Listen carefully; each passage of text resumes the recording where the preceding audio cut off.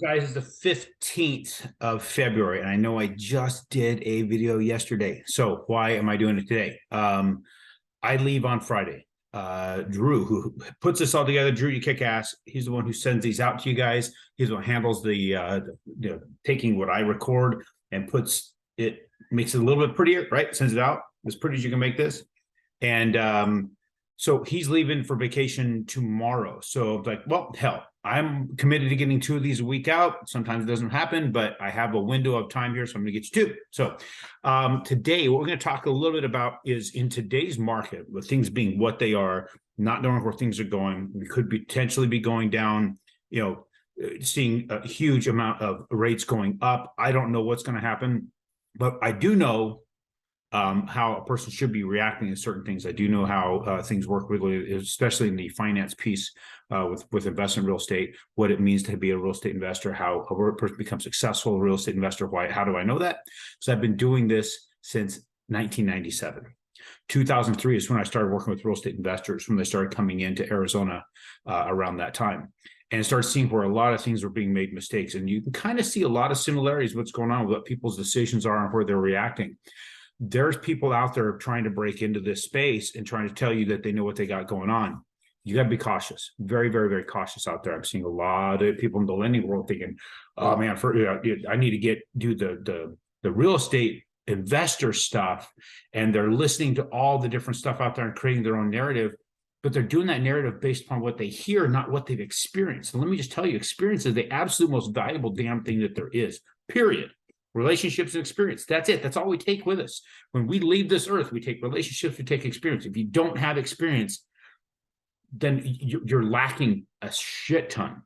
So let me tell you something. When you're talking to somebody in the finance space, a lender says, "Hey, I've got 20 some odd years experience, or we have experience in doing this," look them up. Let me show you how to look these some bitches up. There's some bitches out there, they're claiming a lot of experience and they have none.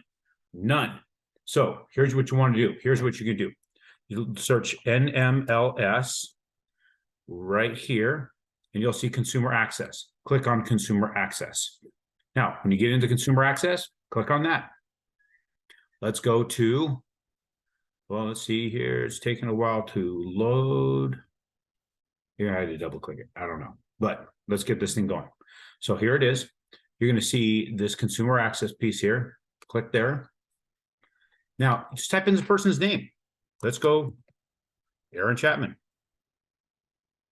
Take a look here. Search me out. You have to click the box.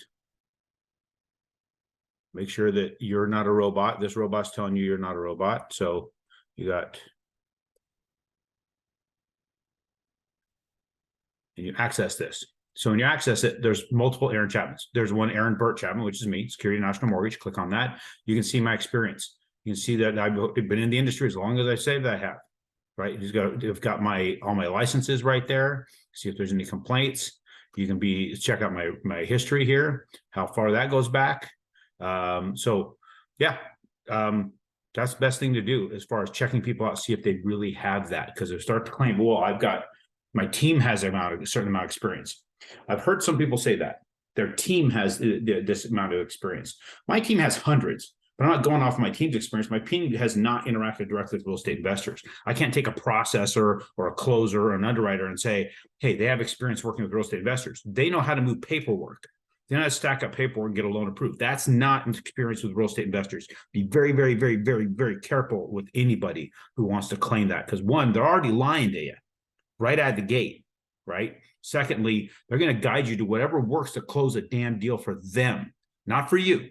So be very, very cautious. We're very, very vested in the real estate investor. Been working with you guys for so darn long. Now let's look at the charts.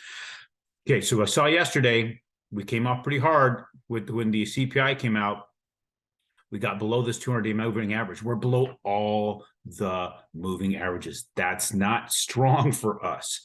Now we're right here at this level. This support, we've seen this has been a formidable support level all through.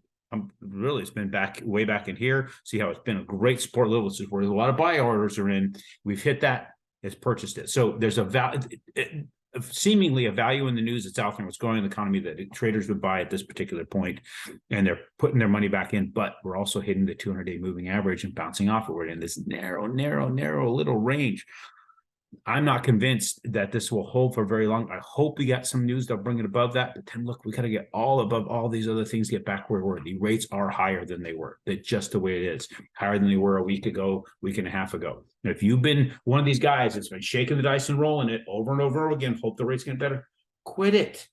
Quit that shit. Pick somebody to work with that you think is going to make sure you get what you need to be successful, and just dig in. This could be the best rates we see for a very, very, very long time. So I'm going to put a link down here to a video for Charlie Munger, who was one of the founders of Berkshire Hathaway. Interesting when you listen to him talk. He sounds a lot like Warren Buffett. They've been together so long, their voices start to mirror. Some of the smartest bitches in the world, right? Warren Buffett said 30-year fix is a one-way bet, the greatest financial instrument, period. Don't listen to short-term shit.